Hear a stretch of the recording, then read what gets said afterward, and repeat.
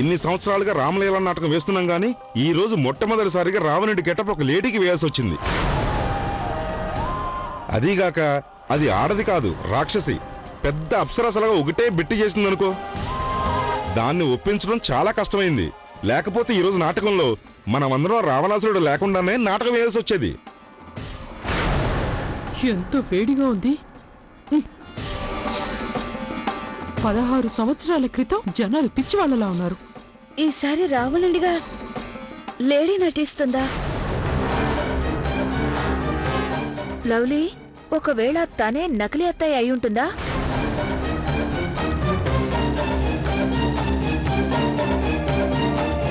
మళ్ళీ వచ్చి ఇక్కడ కూర్చున్నావా? నాటకం వేయడానికి వచ్చావా, రెస్ట్ తీసుకోవడానికి వచ్చావా? అరే వెళ్తున్నాను లేవయ్యా. మధ్యలో గ్యాప్ వచ్చినప్పుడు కాస్త ఊపిరి పీల్చుకొని. ఇంకా ఈ నాటకం ఎంతసేపు ఉంటుందో నా వల్ల కావట్లేదు. అరే ఏం చేస్తున్నావయ్యా నువ్వు? డబ్బులు తీసుకున్నప్పుడు పని చేయాలి కదా. వచ్చిన జనాల ముందు నేను తలదించుకునే విధంగా చేస్తావా? వెళ్ళి ఈ నటనంతా స్టేజ్ మీద చూపించు. సర్లే, అది ఇవ్వు నాకు, నేను పెట్టుకుంటానులే, నాకొచ్చు. వదిలే. వెళ్ళు నాటకమే. అక్క, తన నకిలీ అత్తయ్యే. తన స్టేజ్ మీదకి వెళ్తే తను మనం ఎలా అడ్డుకోగలం? ఎలాగైనా తను మనం ఆపాలి. పద పద పద.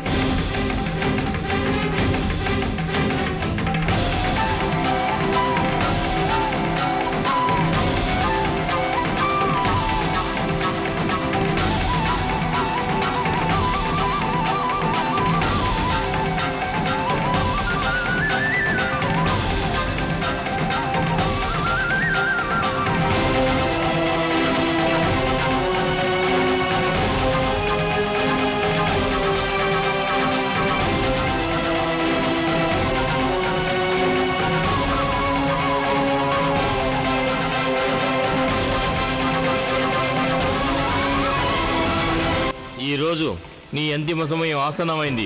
ఈ రోజు నిన్ను వధించి ఈ లోకంలో చెడుని నాశనం చేస్తాను. నాశనం చేస్తావా? My foot.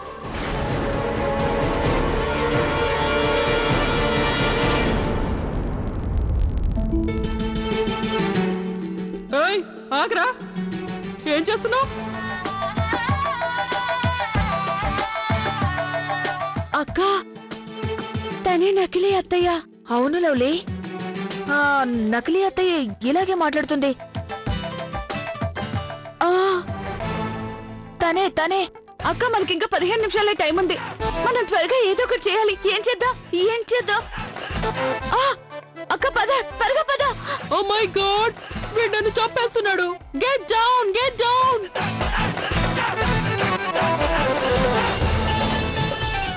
ఆగు రావణాసురా, ఆగు. ఎక్కడికి పారిపోతున్నావు? ఆగు. అరే వీడియో రావణాసురుడయ్యా, అటు చూడండి ఎలా భయపడి పారిపోతున్నాడు. ఆగు రావణ, ఆగు. ఎక్కడికి పారిపోతున్నావు? ఆగు. ఈ రోజు నిన్ను అంతం చేసి తీరుతాను. ఆగు రావణ, మర్యాదగా ఆగు రావణ. అరే రావణాసురుడు గారు చూసుకోండి, ఎందుకు పరిగెడుతున్నారు? అరే ఆకుండా పరిగెడుతున్నాడు చూడండి. అరే ఏంటిదంతా? ఈ నాటకం రావణ నాటకంలా లేదు, దొంగ పోలీసు నాటకంలా ఉంది.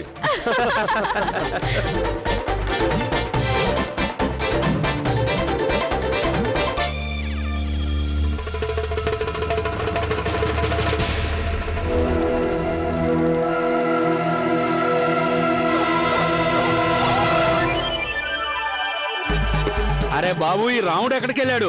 కలియుగంలో ఎంత అనర్థం జరుగుతుందో చూడండి.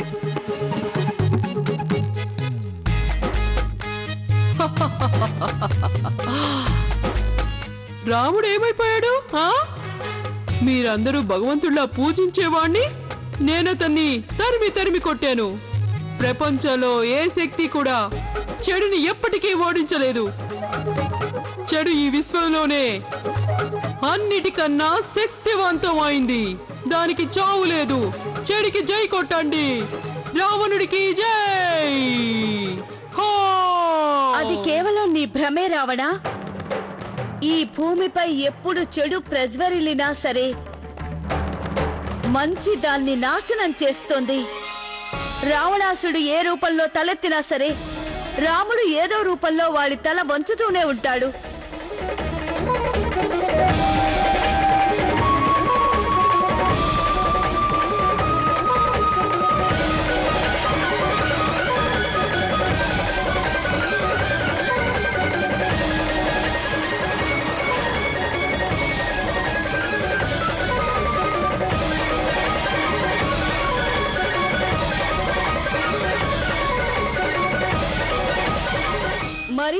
విర్రవీగకు రావణా.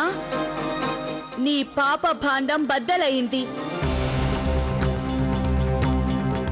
నువ్వు అహంకారంతో కళ్ళు మూసుకుపోయి చాలా మందిని కష్టపెట్టావు. ఎంతో మందిని నిరాశ్రయుల్ని చేశావు. ఇకపై నీకు అలాంటి అవకాశం లేదు రావణా. నువ్వు వెళ్ళిపోవలసిన సమయం వచ్చేసింది. నువ్వు ఈ లోకం విడిచి వెళ్ళక తప్పదు. నువ్వు నన్ను చంపుతావా? ఆ? ఎవరు నువ్వు? నన్ను బాగా చూడు. నేను ఎవరు అనేది నీకు స్పష్టంగా అర్థమవుతుంది. బాగా చూడు రావణా.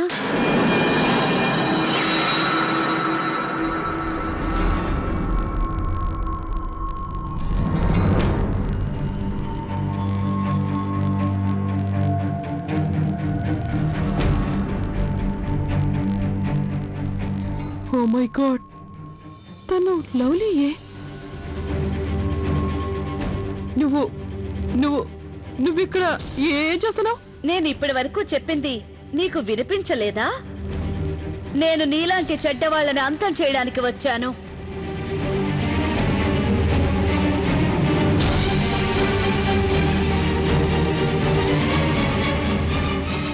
ఇదిగో నువ్వు నువ్వు అలా చేయొద్దు లవ్లియా. వద్దు, బాణం వేస్తే గుచ్చుకుంటుంది. లవ్లీ ఏంటిది? వద్దు, నన్ను చంపద్దు. నేను నీకు మాట ఇస్తున్నాను. నేను అక్కడికి వెళ్ళి పరిస్థితులు చక్కబెట్టొస్తాను. నా మాట విను. నేను ఇక్కడి నుంచి వెళ్ళిపోతాను.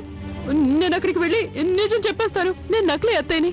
నేను వెళ్ళి మీ అసలైన అత్తయ్యని ఇంటికి తీసుకొస్తాను. నన్ను వెళ్ళ నువ్వు. నన్ను చంపొద్దు. నువ్వు వెళ్ళక తప్పదు నకిలీ అత్తయ్య. కానీ నువ్వు వెళ్లేది ఫ్యూచర్ లోకి కాదు.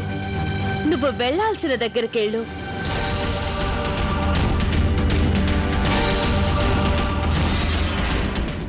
నువ్వు వెళ్ళక తప్పదు నకిలీ అత్తయ్య. కానీ నువ్వు వెళ్లేది ఫ్యూచర్ లోకి కాదు. నువ్వు వెళ్లాల్సిన దగ్గరికెళ్ళు.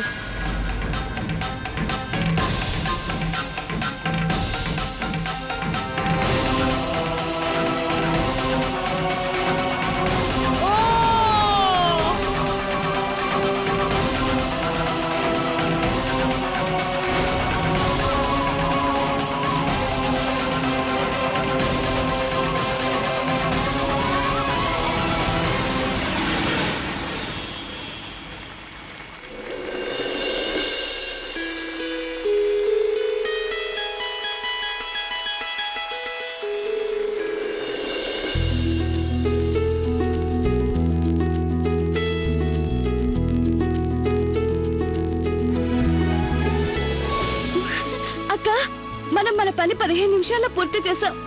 అంతా భగవంతుడి దయ. లవ్లీ, మనం మన భవిష్యత్తు నాశనం కాకుండా కాపాడుకున్నాం. అంతా మంచి జరిగింది. అవునక్క, ఇక్కడంతా మంచే జరిగింది. అక్కడ కూడా అంతా మంచే జరుగుంటుంది.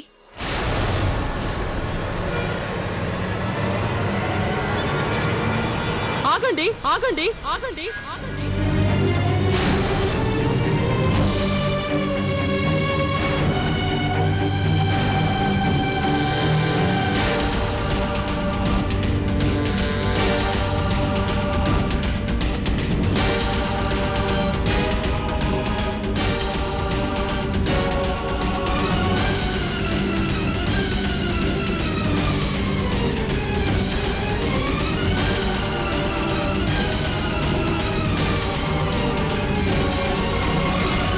ఏమండి, నేను బతికుండగానే మీరు ఆర్తిని ఎలా పెళ్లి చేసుకుంటారు?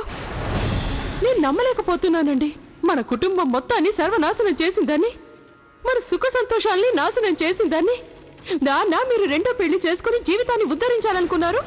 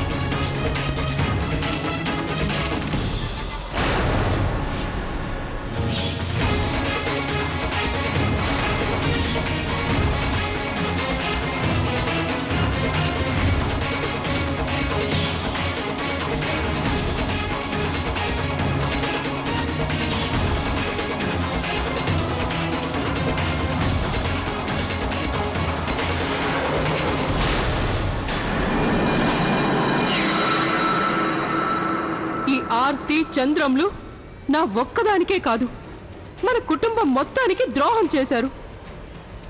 వీళ్ళు మనందరినీ మోసం చేశారండి. మీరెక్కడికి వెళ్తున్నారు?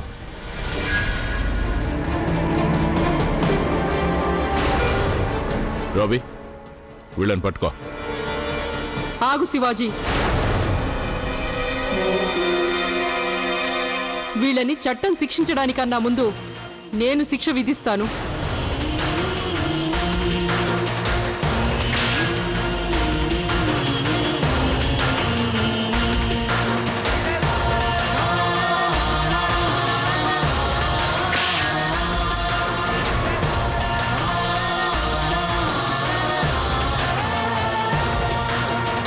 విశ్వాసం లేని కుక్క తిన్న కంచంలోనే కక్కడానికి సిగ్గులేదా నీకు? మంచితనంతో ప్రతి విషయంలో నీకు అండగా ఉంటూ వచ్చాం, కానీ నువ్వు నా నుంచి నా కుటుంబాన్ని దూరం చేశావు. భగవంతుడు నిన్ను ఎప్పుడూ క్షమించడు. నువ్వు నాలాగే ఒంటరితనంతోనే ప్రతిరోజు చస్తూ బతుకుతావు. చూస్తూ ఉండు.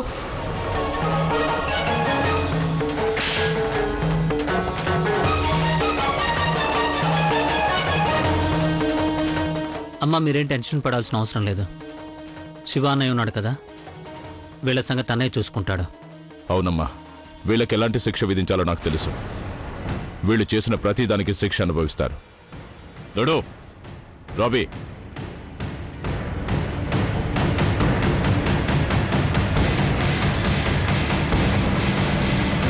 కౌసల్య, నన్ను క్షమించు. నీ విషయంలో నేను పెద్ద తప్పే చేశాను.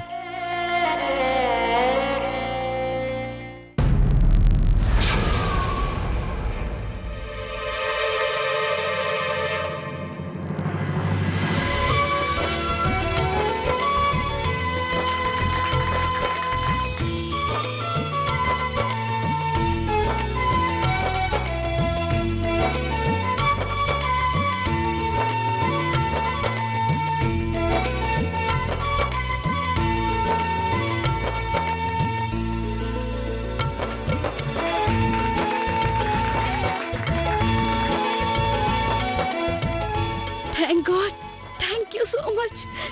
మీరు నేను కోరిన ప్రతి కోరికని తీరుస్తూనే ఉన్నారు. మీరు నిజంగా గ్రేట్.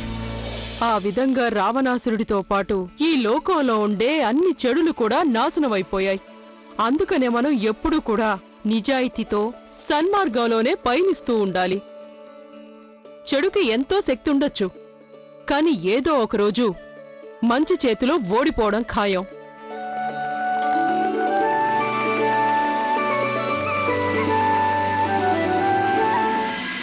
అక్క, నేనిప్పుడే ఫ్యూచర్లోకి వెళ్ళి చూసొచ్చాను. అక్కడ అందరూ మళ్ళాగే సంతోషంగా ఉన్నారు. ఈ విషయాన్ని మనం గుర్తుంచుకోవడం కోసమే మనం ఈనాటికి ప్రతి సంవత్సరం విజయదశమి రోజున చెడుకు రూపమైన రావణాసుణ్ణి కాలుస్తాం. అప్పుడే మనం మంచి శక్తిని గుర్తుంచుకొని ఎప్పుడూ సన్మార్గంలోనే పయనించడానికి ప్రయత్నిస్తుంటాం. చెడుని శాశ్వతంగా విడిచిపెట్టేస్తాం. అత్తయ్య చెప్పేది అక్షరాల నిజం. మనం ఎప్పుడూ నిజం చెప్తూ ఉండాలి, సన్మార్గంలో నడుస్తూ ఉండాలి, మంచి పనులు చేస్తూ ఉండాలి. ఎందుకంటే మనం ప్రెజెంట్లో మంచి పనులు చేసినప్పుడే ఫ్యూచర్లో మనకి మంచి మంచి ఫలితాలు వస్తాయి. నిజమే పిల్లలు, ఈ రోజు మనం చేసే పనులే మన భవిష్యత్తు నిర్ణయిస్తాయి. మన భవిష్యత్తుని చక్కదిద్దుకోవాలంటే ముందు మనం ఈ రోజుని చక్కబెట్టుకోవాలి. అంతే కదా అత్తయ్య? ఖచ్చితంగా అంతేనమ్మా. ఏంటో విషయం, ఈ రోజు నా కోడళ్ళు ఇంత గొప్పగా మాట్లాడుతున్నారు.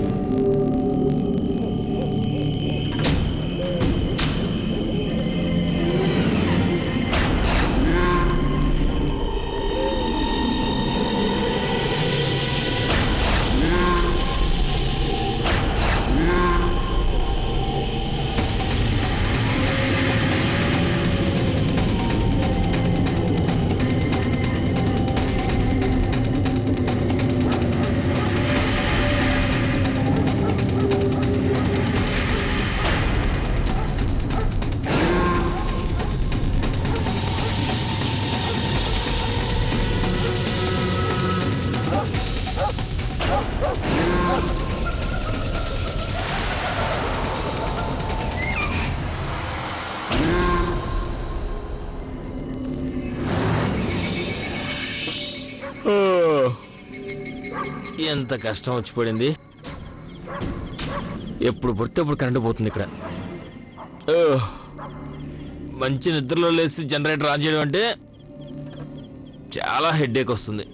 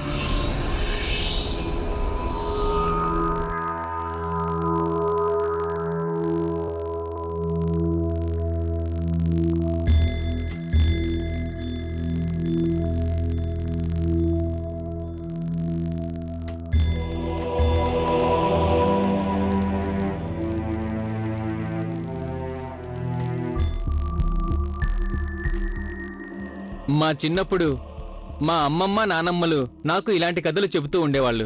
కానీ ఈ రోజుల్లో కూడా ఇలాగా జరుగుతుందనుకోలేదు. ఎవడికి తెలుసు ఎవడు ఇలాంటి పనులు చేస్తున్నాడో? ఈ రోజు కాకపోతే రేపైనా దొరికిపోతాడు. అప్పుడుంటుంది వాడికి. నాకెందుకో ఇది మనిషి పని కాదనిపిస్తుంది. ఇదేదో దెయ్యం పని అయి ఉంటుంది.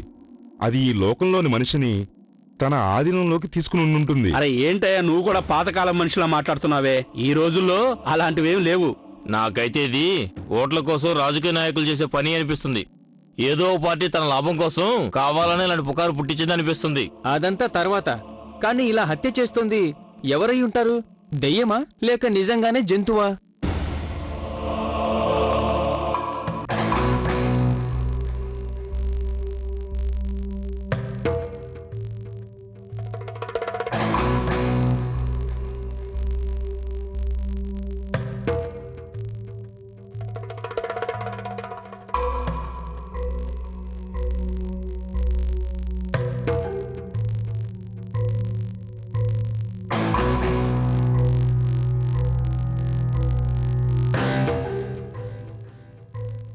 హైదరాబాదులో ఆది మానవుడు తిరుగుతున్నాడు. అన్నయ్య, ఏమైంది? అంత సీరియస్గా ఏం చదువుతున్నారు? నువ్వే చదువు. కొద్ది రోజుల క్రితం ఢిల్లీలో భయాందోళన సృష్టించిన మంకీ మ్యాన్ ఇప్పుడు హైదరాబాద్లో తిరుగుతున్నాడు. వాడు ఢిల్లీలో లాగే ఇక్కడ కూడా మనుషుల్ని హత్య చేస్తున్నాడని తెలిసింది. వాడి వల్ల సిటీలోని ప్రజలందరూ ఖాళీ ప్రదేశాల్లోకి ఒంటరిగా బయటికి వెళ్ళటం మానేశారు. ఇదంతా ఏంటో నాకు అసలు అర్థం కావట్లేదు. అని నేను స్టేషన్కి ఫోన్ చేసి కనుక్కుంటాను.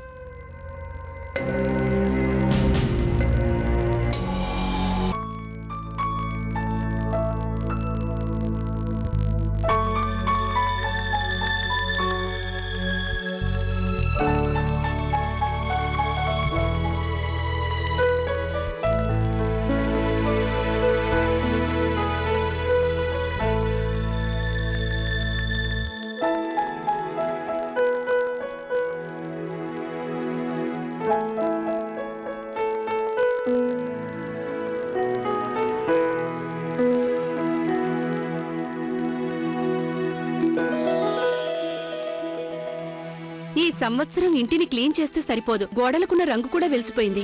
అవునక్కయ్య, నాకిక్కడ ఇంట్లో మరమ్మతులు చేయించడమే మంచిదనిపిస్తుంది. అలా చేస్తే కాని మనకి ఆ సాలెగూళ్ల నుంచి విముక్తి కలిగేలా లేదు. అవునక్క, ఇల్లు కూడా అందంగా ఉంటుంది. పదండి వెళ్ళి అత్తయ్యకి చెప్దాం. నాకు కొంచెం పనింది, నేను వెళ్ళొస్తాను. బాబు శివ, ఏం జరిగింది? ఎందుకంత కంగారు పడుతున్నావు? అమ్మ, అది మంకీ మ్యాన్ గురించి విన్నారు కదా? సిటీలో వాడి ఆగడాలు రోజురోజుకు పెరిగిపోతున్నాయి. 8 రోజుల్లో వాడు 15 దొంగతనాలు చేశాడు.